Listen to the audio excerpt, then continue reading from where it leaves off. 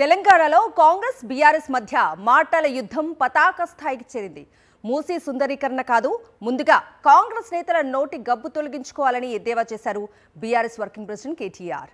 మూసీ ప్రక్షాళనపై కావాలనే ప్రజల్ని రెచ్చగొడుతున్నారని కౌంటర్ ఇచ్చారు సీఎం రేవంత్ రెడ్డి. నిర్వాసితులకు ప్రత్యామ్నాయం చూపిస్తామని స్పష్టం చేశారు.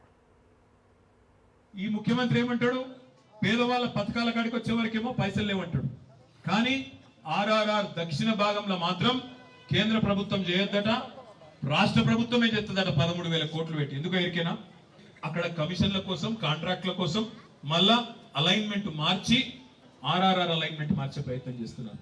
ఒక రియల్ ఎస్టేట్ బ్రోకర్ లెక్క పనిచేస్తున్నాడు రేవంత్ రెడ్డి తప్ప పొరపాటున కూడా ఇవాళ ఒక ముఖ్యమంత్రి లాగా మాత్రం పనిచేస్తలేడు. చేయాల్సింది మూసీ సుందరీకరణ కాదు, మూసీ గబ్బంతా ముఖ్యమంత్రి నోట్లే, వాళ్ళ మంత్రుల నోట్లోనే ఉన్నది. మొదలై వాళ్ళ నెత్తుల నిండా గబ్బు ఉన్నది. ముఖ్యమంత్రి మీద కూడా తొందరలోనే పరువు నష్టం దావా వేస్తా. ముఖ్యమంత్రి మీద వేస్తా, నా మీద అడ్డగోలుగా మాట్లాడిన మంత్రి గారిని కూడా ఇడిచిపెట్టా. క్షమాపణ చెప్పేదాకా అటు క్రిమినల్ ఇటు సివిల్ డిఫమేషన్ 2 సూట్లు కూడా వేస్తా. పేదలకు అండగా నిలబడ్డప్పుడే మన పట్ల ప్రజలు సానుభూతి చూపిస్తారు. అందుకే ఈరోజు నేను స్పష్టంగా మూసీ పరివాహక ప్రాంతంలో ఉన్న పేదలకు ఒక మాట ఇవ్వదలుచుకున్నా. మిమ్మల్ని ఎవరిని నిర్వాసితులను చేయము, మిమ్మల్ని అనాథలను చేయము.